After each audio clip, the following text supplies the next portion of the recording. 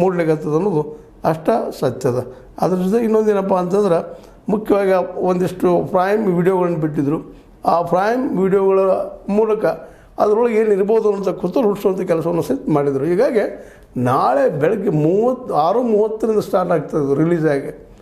ಮೇಲಿದ ಮೇಲೆ ಇದು ಚಿತ್ರವನ್ನು ತೋರಿಸುವಂಥ ಕೆಲಸ ಏನಪ್ಪ ಅಂತಂದ್ರೆ ಅದು ಸ್ಟಾರ್ಟಾಗಿ 100ಕ್ಕೂ ಅಧಿಕ ಪರದೆಗಳ ಮೇಲೆ ಇದು ಕಾಣುತ್ತೆ. ಮಲ್ಟಿಪ್ಲೆಕ್ಸ್ ಅಂತ ಕರೀತಾರೆ, ಅಲ್ಲೇ ಆಗಿರ್ಬೋದು, ಅಥವಾ ಏಕಪರದೆಗಳ ಸಿನಿಮಾಗಳಾಗಿರ್ಬೋದು.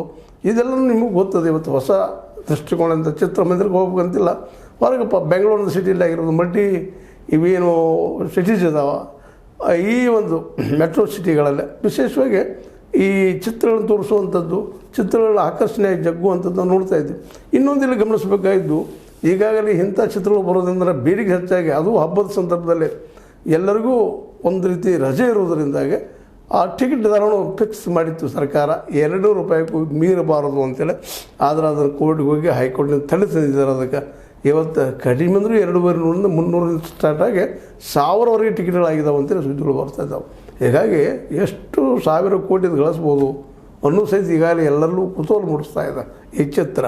ಅದರ ಜೊತೆಗೆ ರಿಷಬ್ ಶೆಟ್ಟಿಯ ಒಂದು ಪಾತ್ರವನ್ನು ನೋಡೋದಕ್ಕಾಗಿ, ಅದರಲ್ಲೂ ಆ ದೈತ್ಯಾಕಾರದ ಹೋರಾಟದ ವ್ಯಕ್ತಿಯ ಅವನ ಬದುಕ, ಮತ್ತು ಅಲ್ಲಿ ಕಾಡಿನ ಜೊತೆಗೆ ಅವನ ಸಂಘರ್ಷ, ದೈವದ ಜೊತೆಗೆ ಅವನ ಪ್ರೀತಿ, ವಿಶ್ವಾಸ, ಇವೆಲ್ಲವೂ ಕಣ್ಣಿಗೆ ಎದ್ದು ಕಾಣುವಂಥ ದೃಶ್ಯಗಳಾಗಿ ಕಾಣುವಂಥದ್ದು.